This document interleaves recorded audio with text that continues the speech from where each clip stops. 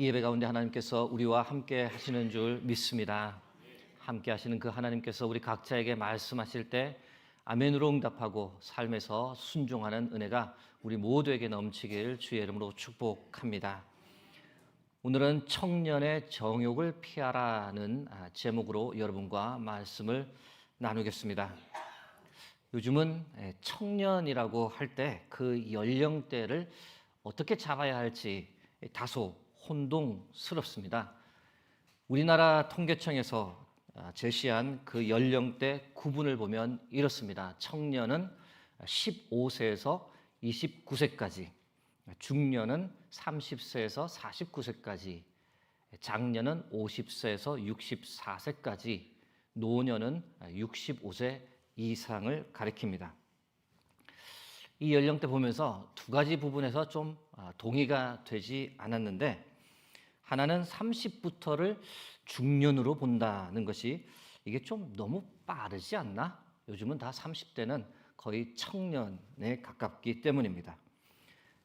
다른 하나는 65세 이상을 노년으로 보는 건데, 요즘 평균 수명도 참 많이 늘어났고 60대 후반, 심지어 70대 초반에도 활발하게 활동하시는 분들이 많기 때문에 이 노년의 시기를 조금 더 뒤로 언급해야 되는 것이 아닌가, 그런 생각을 하게 됩니다.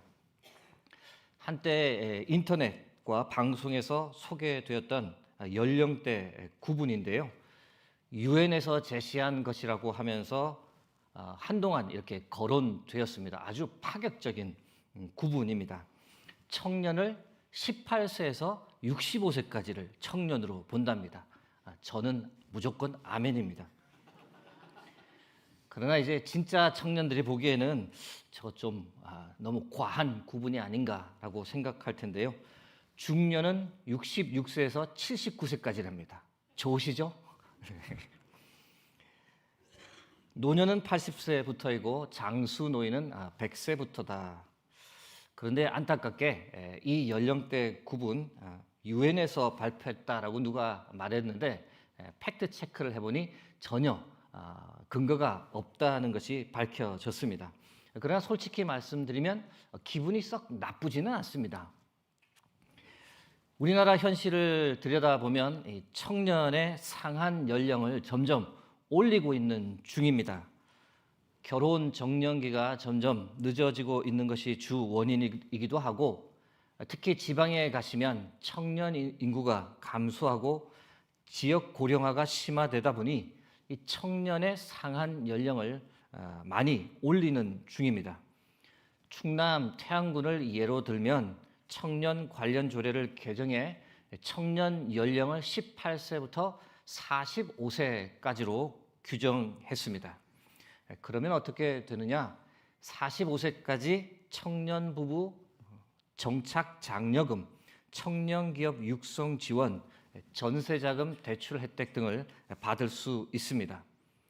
청년 상한 연령을 더 올린 곳도 있습니다. 경남, 의령, 경북, 영양 등에서는 이 청년을 49세까지로 규정했습니다.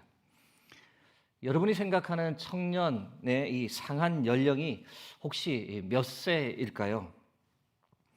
오늘은 청년주일이라 이 청년과 관련된 메시지를 준비하고 전하는 중인데, 그 과정에서는 고민이 좀 되었습니다. 대배 드리는 성도님들 중에 청년이 그리 많지 않은 것 같은데 설교 제목을 이렇게 잡아도 되는지 잠시 망설였습니다. 그런 고민을 아내와 설교 과정에서, 준비 과정에서 나누었는데, 여러분, 저희 아내가 무엇이라고 저에게 답했을까요? 아니, 시니어 어르신들도 나는 청년이다라고 생각하면 청년인 거죠. 이 마음에 드십니까?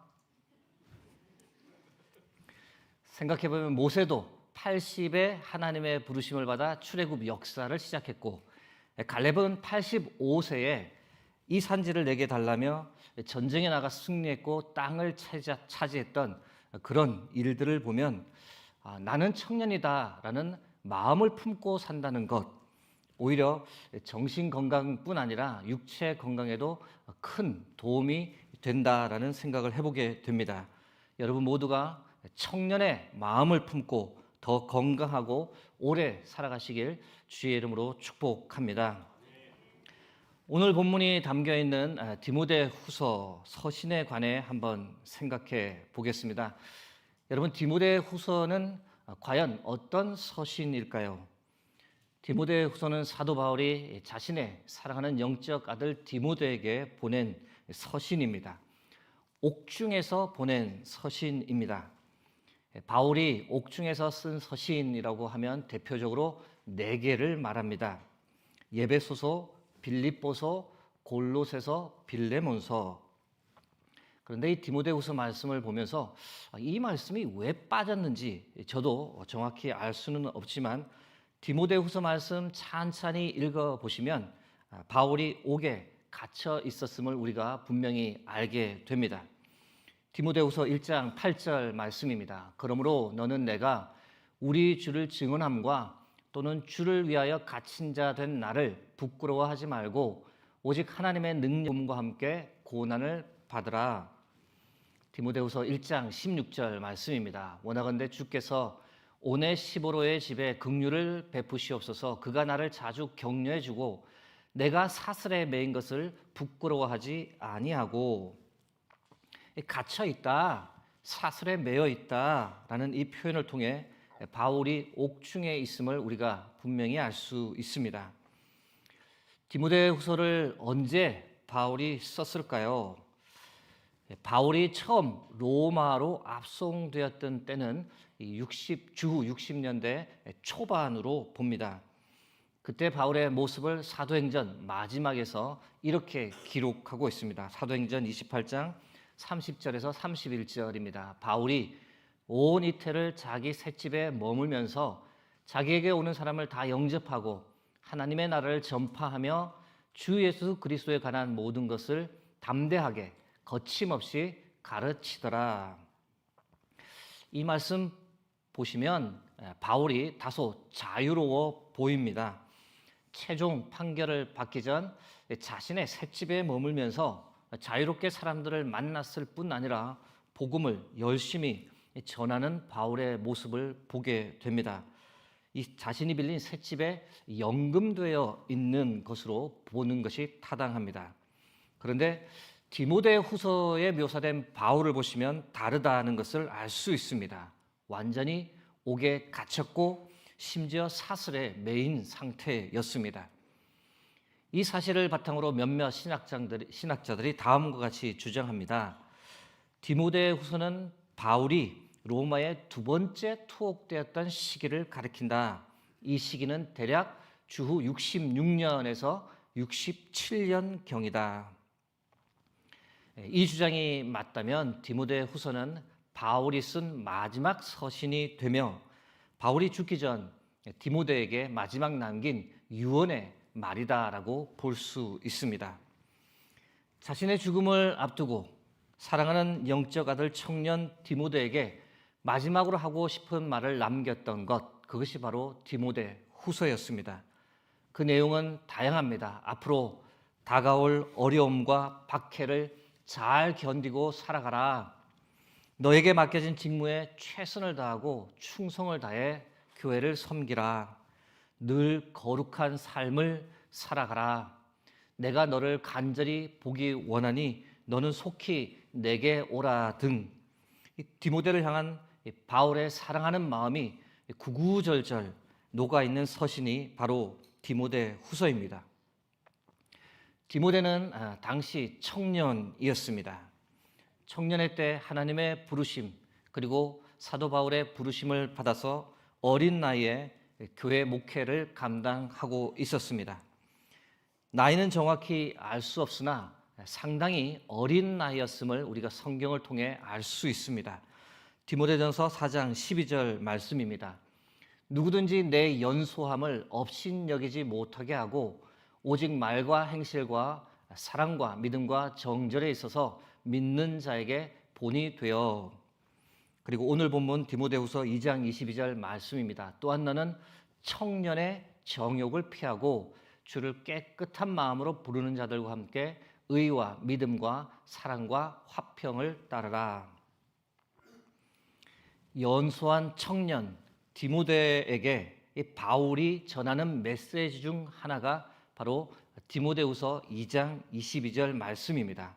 청년의 정욕을 피하라는 말씀, 이 명령조로 아주 강하게 표현합니다. 바울은 이 구절을 통해 디모데가 과연 어떤 삶을 살기를 원했을까요? 오늘은 짧은 이 한 문장을 나누며 이 문장 속에 담겨 있는 우리를 향한 하나님 아버지의 뜻을 생각해 보고자 합니다. 이 문장에 담겨 있는 피하라라고 하는 헬라어 페우게는 이 피하다라는 의미보다 훨씬 더 신속하고 능동적인 행동을 표현하는 단어입니다. 오히려 도망쳐라, 탈출해라라는 의미에 더 가깝습니다. 따라서 정욕을 피하라는 번역보다 정욕에서 도망쳐라, 정욕에 사로잡혀 있다면 즉시 탈출해라. 바울이 아주 강력하고 긴급하게 디모데에게 전하는 메시지입니다. 이 부분에서 우리가 요셉을 떠올리게 됩니다. 보디발 장군의 아내가 유혹했을 때 옷이 벗겨진 채 그냥 주랭랑했던 요셉을 연상하게 됩니다. 창세기 39장 12절에서 13절 말씀 함께 합독하겠습니다. 그 여인이 그의 옷을 잡고 이르되 나와 동침하자.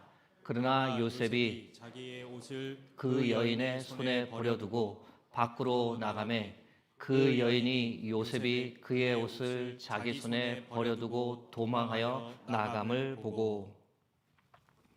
정욕이라는 것은 쉽게 우리가 상대할 수 있는 것이 아니기 때문에 일단 요셉처럼 도망쳐라, 그 상황에서 주행랑쳐라. 조금 더 의미를 보태자면 정욕의 유혹을 받을 수 있는 상황, 환경은 그 근처에도 가지 말아라. 이렇게 바울이 디모데에게 강하게 명령합니다. 여러분, 정욕이 과연 무엇이기에 바울이 이렇게까지 말하는 걸까요? 정욕에 해당하는 헬라어는 에피스미아라고 합니다. 이 단어 대표적으로 세 가지 의미를 가지고 있습니다. 첫 번째는 성적 욕망입니다. 청년의 정욕을 피하라. 바울은 이 명령을 통해 디모데에게 하고 싶었던 첫 번째 메시지는 성적 욕망에 사로잡혀 살아서는 안 된다. 그러면 하나님의 축복을 바로 누릴 수 없다. 성적 욕망에 사로잡히지 않도록 주의해라. 이렇게 디모데에게 강력하게 전합니다. 여러분, 성욕이라는 것은 인간이 가지고 있는 가장 기본적 욕구입니다. 이것을 억누르거나 무시해서는 안 됩니다. 왜냐하면 성적 욕구가 건강하게 작동해야만 남녀가 사랑하는 사람을 만나고 가정을 꾸리고 서로를 닮은 아이를 낳으며 행복을 누리게 됩니다. 그 결과 거시적인 관점에서 보면 인류가 역사 속에서 존속할 수 있는 이유가 바로 여기에 있습니다. 그러나 문제는 성적 욕구가 문제가 아니라 성적 욕망이 문제입니다. 여러분, 욕망이 무엇입니까? 무엇인가 부족함을 느껴 자신에게 주어진 것 이상을 탐하는 것, 그것을 바로 욕망이라고 합니다. 여러분, 아무리 믿음 좋은 사람이라 할지라도 이 성적 욕망의 덫에 한번 걸리면 도망쳐 나오기 참 힘듭니다. 대표적인 예가 바로 다윗입니다. 남의 아내를 탐한 정도가 아니라 그 여자를 취하려 남편을 아예 살해하기까지 했습니다. 옥상을 거닐다 밧세바를 우연히 보았을 때 못 본 척 빨리 거기서 도망쳐야 했습니다. 그 상황에서 빨리 탈출해야 했습니다. 그런데 다윗이 도망치지 않고 계속 응시하다 보니 욕망이 다윗의 마음에서 꿈틀대었고 그 욕망이 통제되지 않아 왕이라는 권력을 사용해 탐하던 것을 자신의 것으로 만들어 버렸습니다. 여러분, 성적 욕망에 사로잡히면 사람이 어느 지경까지 갈 수 있는지를 명확하게 보여주는 성경의 예입니다. 사도 바울이 디모데에게 성적 욕망을 조심하라라고 명령했던 이유가 무엇일까요? 여러분, 그 당시 로마 제국은 성적으로 심각하게 타락해 있었습니다.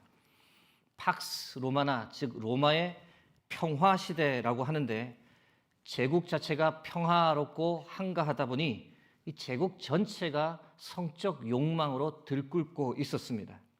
그런 당시의 타락을 로마서 1장 24절은 이렇게 표현합니다. 그러므로 하나님께서 그들을 마음의 정욕대로 더러움에 내버려 두사 그들의 몸을 서로 욕되게 하게 하셨으니, 하나님께서 아예 포기하고 내버려 두실 정도로 온갖 성적 욕망으로 타락했던 시기가 로마 시대였습니다. 그런 상황에 살고 있던 디모데가 이 영향을 받지 않기를 간절히 바라는 마음으로 청년의 정욕으로부터 도망쳐라, 성적 욕망으로부터 벗어나라 라고 바울이 디모데에게 명령했던 겁니다. 여러분, 어디 로마 시대에만 그랬을까요? 우리가 사는 이 시대의 성적 욕망도 결코 그리 만만치는 않습니다. 온갖 영상 매체를 통해 이제는 초등학생들까지 성적인 것에 너무 노출이 되어버린 시대입니다. 어디서부터 바로 잡아야 할지 성적 혼동의 시대를 우리가 살아가고 있습니다. 성에 대해 너무도 개방적인 생각들이 판을 치고 결혼과 무관한 성생활을 즐기는 것이 쿨하게 여겨지는 시대입니다. 그 영향을 우리의 자녀들도 알게 모르게 받고 있으니 참으로 참담한 현실입니다. 그리스도인이며 의사인 한 분이 크리스찬 투데이에 올린 글입니다. 이 시대의 성적 욕망을 가감없이 적나라하게 표현했는데, 그 글의 일부가 이렇습니다. 결혼 전의 성관계는 상대와 하나가 되려는 데에 목적이 있지 않다. 자신의 욕구를 충족시키려는 이기적인 행위이고, 영적인 친밀함은 배제하고 육체적 쾌락에 집착하는 행위다. 상대의 전부가 아닌 육체의 일부만 좋아하는 것이고 권태나 외로움을 달래기 위한 수단이다. 여러분, 하나님께서 우리에게 주신 가정과 성은 귀한 선물입니다. 우리의 자녀들, 이 시대의 청년들이 이 선물을 귀하게 생각하고 다룰 수 있도록 중보 기도해야 할 의무가 우리 기성세대에게 있습니다. 우리의 자녀들, 우리의 청년들이 성적 욕망에 사로잡히지 않게 해달라고, 가정과 성을 아름답게 지키고 건강한 삶을 살게 해달라고 주께서 보호해 주시기를 간절히 바라는 기도를 드릴 필요가 여기에 있습니다. 다음의 말씀들 우리의 청년들, 우리의 자녀들이 기억해 주기를 바랍니다. 히브리서 13장 4절 말씀입니다. 모든 사람은 결혼을 귀히 여기고 침소를 더럽히지 않게 하라. 음행하는 자들과 간음하는 자들을 하나님이 심판하시리라. 정욕이란 단어에 세 가지 의미가 있다라고 말씀드렸습니다. 두 번째 의미는 바로 사욕입니다. 사욕이란 말의 뜻은 바르지 못한 잘못된 욕망을 뜻합니다. 사욕은 단지 청년의 때만이 아니라 어느 연령대에서든지 생길 수 있는 욕망입니다. 사욕에 대한 대표적인 대상이 바로 돈입니다.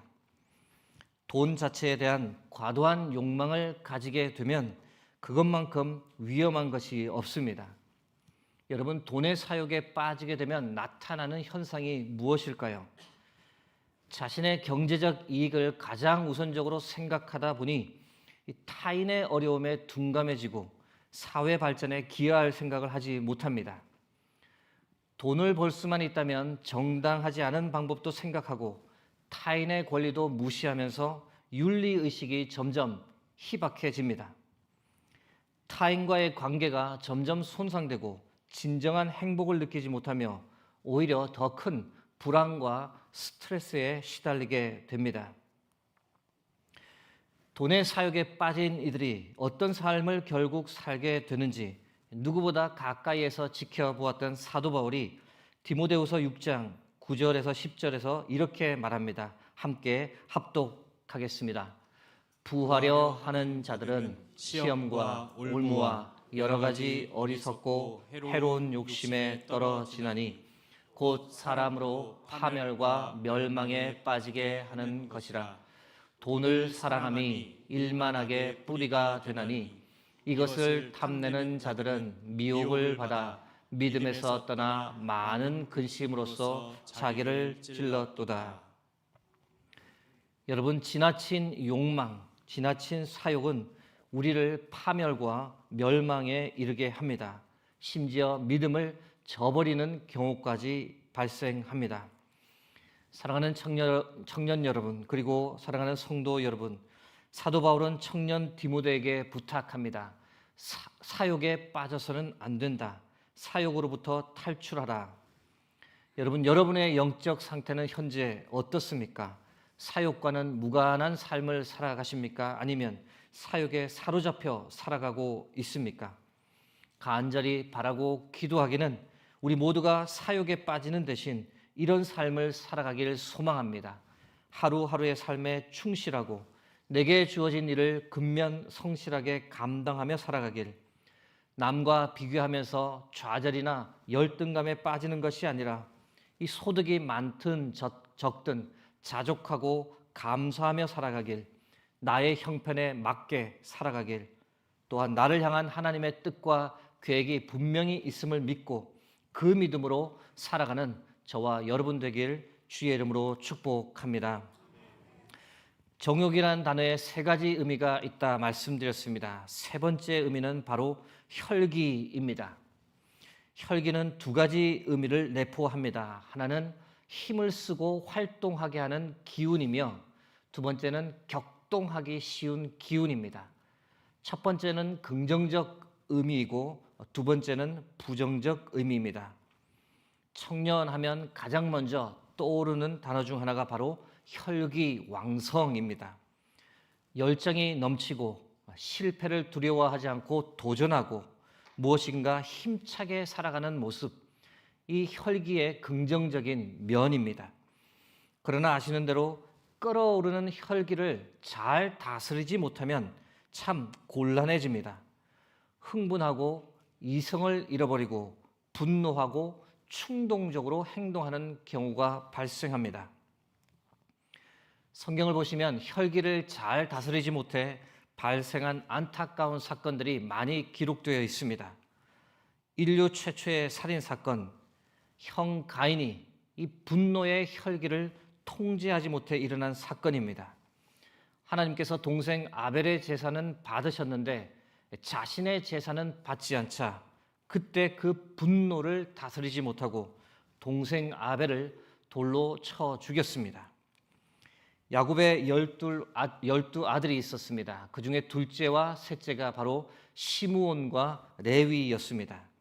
이 두 사람의 혈기에 관해서도 성경이 기록합니다. 세겜에서 있었던 사건입니다. 자신들의 여동생이 이 세겜 추장의 아들에게 겁탈을 당했습니다. 당연히 화가 날 일입니다. 그러나 복수의 혈기를 다스리지 못했고 이들은 세겜의 모든 남자를 죽이는 대학살을 벌였습니다. 이 일은 아버지 야곱이 결코 원했던 행동이 아니었기에 이후 아버지 야곱은 12 아들을 축복하는 과정에서 시므온과 레위에게는 거의 저주에 가까운 말을 했습니다. 창세기 49장 5절 7절 말씀입니다. 시므온과 레위는 형제여 그들의 칼은 폭력의 도구로다. 그 노여움이 혹독하니 저주를 받을 것이요 분기가 맹렬하니 저주를 받을 것이라. 내가 그들을 야곱 중에서 나누며 이스라엘 중에서 흩으리로다. 여러분, 심리학적으로 혈기는 이성을 잠깐 잃어버린 상태라고 합니다. 분노의 감정에 갑자기 확 휩싸이면서 순간 이성적 판단을 하지 못하는 겁니다. 그 순간을 잘 다스리지 못하면 결코 돌이킬 수 없는 돌발 행동으로 이어지기도 합니다. 그런 경우에 어떻게 되겠습니까? 심한 경우 그동안 수고해왔던 모든 것을 한꺼번에 다 잃어버릴 수 있습니다. 공든탑이 하루아침에 무너지는 격입니다. 자신의 인생 경력도 무너지고 가정도 무너질 수 있습니다.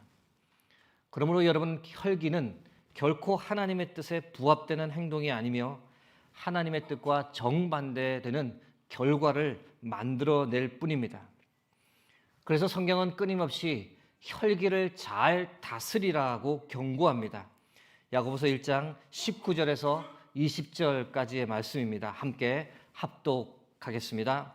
내 사랑하는 형제들아, 너희가 알지니 사람마다 듣기는 속히 하고 말하기는 더디하며 성내기도 더디하라. 사람이 성내는 것이 하나님의 의를 이루지 못함이라. 혈기를 잘 다스리지 못하면 분노하게 되고 결국은 마귀가 원하는 대로 사는 꼴이 됩니다. 에베소서 4장 26절에서 27절 말씀입니다. 분을 내어도 죄를 짓지 말며 해가 지도록 분을 품지 말고 마귀에게 틈을 주지 말라. 사랑하는 성도 여러분, 우리 안에 있는 혈기를 잘 다스릴 수 있기를 바랍니다. 우리 스스로 때로 이 혈기를 다스리기가 쉽지 않는 순간들이 있습니다. 그렇기 때문에 하나님의 도우심을 꼭 간구해야 합니다. 참을 수 있도록 인내할 힘을 달라고 성령께서 친히 내 마음을 다스려 달라고 그렇게 간구하며 살 필요가 있습니다. 이제 말씀을 맺고자 합니다. 오늘 말씀은 사도 바울이 청년 디모데에게 청년의 정욕을 피하라고 명령하는 말씀입니다. 이 문장에는 세 가지 의미를 담고 있다라고 여러분께 말씀드렸는데요. 첫 번째는 성적 욕망에 사로잡히지 말라. 두 번째는 사욕에 얽매이지 말라. 세 번째는 혈기를 잘 다스려라는 겁니다. 여러분 중 혹시 정욕에 사로잡혀 있거나 얽매여 있다면 빨리 벗어날 수 있기를, 탈출할 수 있기를 간구합니다. 그 근처에서 빨리 도망쳐 나오셔야 합니다. 정욕에 발목 잡혀 살면 하나님의 축복을 결코 누릴 수 없다는 것, 우리 모두가 다 경험해서 아는 사실입니다. 벗어나시길, 주저하지 말고 도망쳐야 합니다. 대신 정반대의 삶을 우리 모두가 살아갈 수 있기를 소망합니다. 거룩하고 정결한 삶, 하나님을 사랑하고 이웃을 사랑하는 삶, 인내하고 또 인내하는 삶을 살아갈 수 있기를, 그래서 하나님 주시는 풍성한 축복을 받아 누리고 삶에서 아름다운 열매를 맺으며 살아가는 저와 여러분 되길 주의 이름으로 간절히 축원합니다.